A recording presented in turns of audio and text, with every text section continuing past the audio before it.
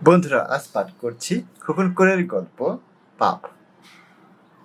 যদিও ইট বিছানো একটা খটমটে রাস্তা এই গায়ের উপর দিয়ে চলে গেছে, এবং যদিও ওই রাস্তাটির সঙ্গে ঢাকা শহরের একটি যোগসূত্র রয়েছে, তথাপি এই গায়ে মোটর গাড়ি দেখা যায় কদাচিৎ। রিক্সা, ইজি বাইক, শ্যালো ইঞ্জিন চালিত এবং মরিটিন বাসের সঙ্গেই এই গায়ের লোকজন অধিক পরিচিত। তাই অত্যাধুনিক লেটেস্ট মডেলের এই গাড়িটির পেছনে একদল বাচ্চা-কাচ্চার ভিড়। ভিড় ঠেলে ইট বিছানো রাস্তা ছেড়ে এবড়ো-খেবড়ো কাঁচা রাস্তা দিয়ে শারীরিক প্রতিবন্ধী মার্টিনের জরাজীর্ণ বাড়ির সামনে থামল ঝকঝকে গাড়িটি। অন্যান্য দুপুরের মতোই মার্টিন তার হুইল চেয়ারে বসে ছাত্র পড়াচ্ছিলেন। গাড়ির শব্দ এবং ছেলেমেয়েদের কোলাহল শুনে হুইল চেয়ারের চাকা ঘুরিয়ে ঘর থেকে বারান্দায় এলেন মার্টিন। খানিকটা অবাকই হলেন তিনি। তার বাড়ির সামনে দাঁড়িয়ে আছে একটা দামি গাড়ি, আর দামি সাফারি পরা ধূপধুস্তর এক ভদ্রলোক গাড়ি থেকে নেমে তার ঘরের দিকে এগিয়ে আসছেন। ভদ্রলোকের হাতের ব্রিফকেসটিও খুব দামি। মার্টিন গোমেজ কি বাড়িতে আছেন? লোকটির আপাদমস্তক ভালোভাবে লক্ষ্য করলেন মার্টিন। লম্বায় 6 ফুটের কম হবে না। গায়ের রং ফর্সা নয়, আবার শ্যামলাও নয়। মুখে ফ্রেঞ্চ কাট দাড়ি, গায়ে কফি কালারের দামি সাফারি, চোখে দামি ফ্রেমের চশমা। না, লোকটিকে চিনতে পারলেন না মার্টিন। বিস্ময়বোধ অনেক আগেই মরে গেছে। তবে কিছুটা কৌতূহলের দৃষ্টিতে লোকটার দিকে তাকিয়ে মার্টিন গমেজ বলেন, বলুন কি দরকার? কিন্তু আমি মার্টিন গমেজ, বলুন। আপনি? স্যার, এ কি অবস্থা হয়েছে আপনার? আপনাকে আমি চিনতে পারিনি স্যার। আমি তপন। তপন? কোন তপন? সেই যে আপনার দোকানে চাকরি করতাম, ম্যানেজার ছিলাম। ও তুমি? বসো তপন, ওই মোড়াটাই বসো। তোমার চেহারায় বেশভূষায় অনেক পরিবর্তন হয়েছে। সত্যই তোমাকে আমি চিনতে পারিনি। কিন্তু আপনার এই অবস্থা হলো কবে? কি করে হলো? সে অনেক কথা, আমার বলতে একদম ভালো লাগে না। সত্যই সেসব ভাঙনের কাহিনী শোনাতে একদম ভালো লাগে না মার্টিনের। তবে ভালো লাগে ভাঙনের আগের দিনগুলোর কথা ভাবতে, সেই সব সুখের আনন্দের দিনগুলো। স্কুলের শিক্ষকতা ছেড়ে মার্টিন গমেজ মধ্যপ্রাচ্যে গিয়েছিলেন টাকা রোজগারের আশায়। কিন্তু হোটেলের চাকরিটা ভালো লাগছিল না তার। তাই 10 বছর পর চাকরিতে ইস্তফা দিয়ে দেশে চলে এলেন তিনি। 10 বছরে টাকা মন্দ জমেনি। দেশে ফিরে এসে গঞ্জের বাজারে একটি বড় দোকান দিলেন মার্টিন। একদিকে মুদি মনোহারি, অন্যদিকে কাপড়, sari, readymade, garments, short piece, pant piece সব। যাকে বলে ভ্যারাইটি স্টোর। বাজারের আশেপাশের গ্রামগুলোতে তখন পেট্রোডলারের ছড়াছড়ি। টাকা খরচ করাটাই যেন একটা সমস্যা। মার্টিন গমেজের দোকানে রমরমা বিক্রি হতে লাগলো। মাসের প্রথম দিকে ঢাকা থেকে মাল নিয়ে আসেন। সারা মাস ধরে সে মাল বিক্রি করেন। তারপর আবার ঢাকায় যান মাল আনতে। ঢাকার ইসলামপুরের শাড়ির দোকান থেকেই তপনকে এনেছিলেন মার্টিন। সেই দোকানের কর্মচারী বাদল অনেকদিন ধরেই মার্টিন গমেজকে বলেছিলেন তার এই জ্ঞাতি ভাইয়ের কথা, যে 2 বছর ধরে বিএ পাশ করে বসে আছে, চাকরি পাচ্ছে না। সে খুব বিশ্বস্ত এবং সৎ। মার্টিন গোমেজ যদি ছেলেটিকে তার দোকানে চাকরি দেন, তবে উভয় পক্ষেরই লাভ হবে। এরপর একদিন ইসলামপুরে গিয়ে মার্টিন দেখেন বাদলের পাশে লম্বা, রোগা, লাজুক চেহারার একটি ছেলে বসে আছে। বাদল বলল, স্যার, আপনাকে বলেছিলাম না আমার ভাইয়ের কথা? এই সেই, এর নাম তপন। সেই দিনই তপনকে নিয়ে এসেছিলেন মার্টিন। বাদল ঠিকই বলেছিল, ছেলেটি আসলেই বিশ্বস্ত এবং কর্মঠ। অল্প দিনের মধ্যেই ব্যবসা বুঝে ফেলল তপন। এরপর উঠে পড়ে লাগলো কিভাবে দোকানের বিক্রি আরো বাড়ানো যায়, কিভাবে ব্যবসায় আর উন্নতি করা যায়। হাঁফ ছেড়ে বাঁচলেন মার্টিন। বয়স 50 ছুঁই ছুঁই। ব্যবসার ধকল সামলাতে ক্লান্ত হয়ে পড়ছিলেন তিনি। তপনের হাতে সব দায়িত্ব ছেড়ে দিয়ে কিছুদিনের জন্য তিনি বিশ্রাম নিলেন। দিন দিন তপন প্রমাণ করতে লাগলো সে যেমন বুদ্ধিমান, তেমনি কর্মঠ আর সৎ। বছরখানেক খুবই ভালো চলল তার ব্যবসা। কিন্তু তারপরই ঘটল সেই দুর্ঘটনা। মাস শেষ। তপনকে ঢাকায় পাঠাতে হবে মাল আনার জন্য। সারা মাসের বিক্রির টাকা গুনে দেখা গেল 3 লাখ। বিক্রির যা অবস্থা তাতে আরো মাল আনা দরকার। কিন্তু টাকা কোথায়? কিছুদিন আগে ঢাকার শহরতলিতে ১০ কাঠা জমি কিনেছেন মার্টিন। তখন ব্যবসার মূলধন থেকে বেশ কিছু টাকা তুলে নিতে হয়েছে। অবশেষে তপনের সঙ্গে পরামর্শ করে মাসিক ৳৫ হার সুদে গ্রাম্য সুদখোরের কাছ থেকে আরও ৳৩,০০,০০০ ধার করলেন মার্টিন। বন্ধকি হিসেবে রাখলেন ঢাকার জমির দলিলটি। ৳৬,০০,০০০ নিয়ে ঢাকা গেল তপন। পরদিন ফিরে এলো হাতে পায়ে মাথায় ব্যান্ডেজ বাঁধা অবস্থায়। মার্টিনের সামনে এসে হাউমাউ করে কেঁদে কেটে একসার হয়ে বলল, স্যার, সর্বনাশ হয়ে গেছে।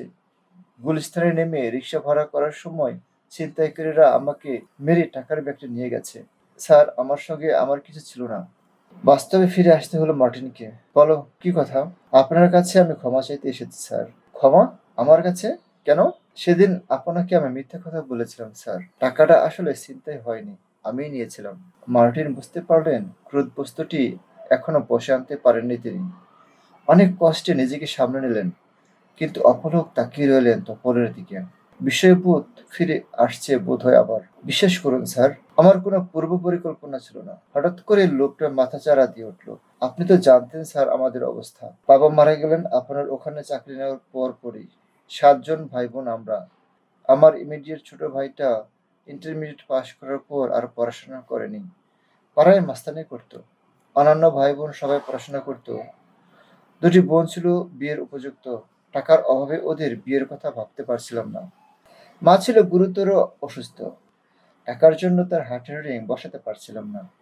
আপনি বেতন মন্দ দিতেন না, কিন্তু তাতেই এত সব চাহিদা মেটানো অসম্ভব ছিল। কাজটা করার আগে বিবেকের সঙ্গে অনেক যুদ্ধ হয়েছে আমার। শেষ পর্যন্ত আমার অভাব, দীনতা আর হীনতার কাছে হেরে গেছে আমার বিবেক। ঘটনার মাস ২ পরে আমি অসুস্থতার কারণ দেখিয়ে চাকরি ছেড়ে বাড়িতে চলে যাই। প্রথমে ডাক্তারের নির্দেশ মতো মাকে হাসপাতালে ভর্তি করাই রিং বসানোর জন্যে। তারপর একটি বোনের বিয়ে দেই। এরপর ২ ভাই চলে যায় জাপান। সেখানে থাকি ৭ বছর। দেশে ফিরে এসে ২ ভাই মিলে ইটখোলা দিয়েছি। এখন আমার অনেক টাকা, স্যার, অঢেল টাকা। কিন্তু বিশ্বাস করুন, আমার মনে এক বিন্দু শান্তি নেই। আপনি আমাকে ক্ষমা না করা পর্যন্ত আমি কোথাও শান্তি পাবো না, স্যার।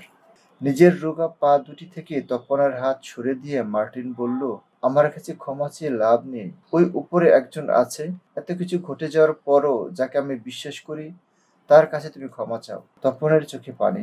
মার্টিন তার হুইল চেয়ারের চাকায় হাত রেখে এক পা ঘুরে এসে বললেন, তোমার কাহিনী তো শোনালে, এবার আমার কাহিনী শোনা তপন। এখন আমার বলতে ইচ্ছে করছে। ব্লাড প্রেশারটা বাড়তির দিকেই ছিল। তোমার মুখ থেকে সেন্টের ঘটনা শোনার পর নীরবে একটা মাইল্ড স্ট্রোক হয়ে গেল আমার। শুরু থেকেই তোমাকে আমি বিশ্বাস করেছিলাম। তাই ছিনতাইয়ের ঘটনায় এবং তোমার চাকরি ছেড়ে চলে যাওয়ার ব্যাপারেও আমি কোনরূপ সন্দেহ করিনি। যদিও অনেকেই তোমার ব্যাপারে বলেছিল আমাকে। তুমি চলে যাওয়ার পর পরবর্তী ঘটনাগুলো খুব দ্রুত ঘটে যেতে লাগলো। মূলধনের অভাবে ব্যবসা বন্ধ করে দিতে হলো। টাকা ফেরত দিতে না পারায় ঢাকার জমিটা বিক্রি করে দিতে হলো ওই সুদখোরের কাছেই। তুমি জানো, ঢাকায় আমার একটা বাসা ছিল। আমার ছেলে মেয়ে দুটো ওই বাসায় থেকে পড়াশোনা করতো। ছেলেটি ভার্সিটিতে আর মেয়েটি কলেজে পড়তো। তোমার বৌদিও মাঝে মধ্যে গিয়ে থাকতো ছেলে মেয়েদের সঙ্গে। বাসাটা ছেড়ে দিতে হলো আমার। মেয়েটা হোস্টেল আর ছেলেটা হলে চলে গেল। ছেলেটার চাহিদা ছিল একটু বেশি। চাহিদা মাফিক টাকা না পেয়ে ও কেমন অবাধ্য আর একরকম হয়ে যেতে লাগলো। আমাদের প্রতি শ্রদ্ধাবোধ আর যোগাযোগ কমতে লাগলো। খারাপ ছেলেদের সঙ্গে মিশতে শুরু করলো ও। অল্প দিনের মধ্যেই ছেলেটা আমার নষ্ট হয়ে গেল। বই কলম ফেলে হাতে তুলে নিল ড্রাগ আর অস্ত্র। তারপর একদিন লাশ হয়ে ঘরে ফিরে এলো। আমার দ্বিতীয় স্ট্রোকটা তখনই হলো এবং শরীরের নিচের অংশটা সম্পূর্ণ প্যারালাইজড হয়ে গেল। এখানে শেষ নয় তপন। মেয়েটা তখনও পড়াশোনা চালিয়ে যাচ্ছিল। একদিন ওর চিঠি পেলাম। ওর পছন্দের ভিন্ন ধর্মাবলম্বী একটা ছেলেকে ও বিয়ে করেছে। এত ঝড়-ঝাপটার পরও তোমার বৌদি ছিল অটল। কিন্তু এবার আর পারল না দখল সামলাতে। মানসিক ভারসাম্য হারিয়ে ফেলল ও। হুইল চেয়ারের চাকায় হাত রেখে আবার এক পা ঘুরে আসে মার্টিন। সবকিছুর জন্য স্যার আমিই দায়ী। তো বৌদি এখন কেমন আছেন? আগের চেয়ে সুস্থ। স্যার, একটা কথা ছিল। চলুন ঘরে গিয়ে বসি। ঘরে যাওয়ার দরকার নাই। যা বলার এখানেই বলো। এদিক ওদিক তাকিয়ে ব্রিফকেসটা খুলল তপন। তারপর মার্টিন গমেজের দিকে এগিয়ে দিয়ে বলল, স্যার, আপনার ৬,০০,০০০ নিয়েছিলাম। এখানে তার দ্বিগুণ অর্থাৎ ১২,০০,০০০ আছে। টাকাগুলো রাখুন, স্যার। অনেক কষ্টে ক্রোধটা দমন করলেন মার্টিন গোমেজ। টাকা ফেরত দিয়ে পাপমুক্ত হতে চাও, তাই না? কিন্তু এই 10 বছরে আমার যা হারিয়েছে তা কি তুমি ফেরত দিতে পারবে? পারবে না। এই অসুস্থ শরীর নিয়ে আমি টিউশনি করি। টাকার অভাবে তোমার বৌদিকে একটা কাজের মানুষ রেখে দিতে পারি না। তারপরও তোমার টাকা আমি নেব না। কারণ তুমি যে অন্যায় করেছ তার শাস্তি তোমার পাওয়া উচিত। আমি টাকাগুলো নিলে তুমি ভাববে তোমার প্রায়শ্চিত্ত হয়ে গেছে। তুমি পাপমুক্ত হয়েছ। কিন্তু না, তা আমি হতে দেব না। আমার জীবনটা তুমি তছনছ করে দিয়েছ। তোমাকে আমি শান্তিতে থাকতে দেব না। তপনকে আর কিছু বলার সুযোগ না দিয়ে হুইল চেয়ারের চাকা ঘুরিয়ে ঘরে ঢুকে যান মার্টিন। ব্রিফকেস নিয়ে উঠে দাঁড়ান তপন।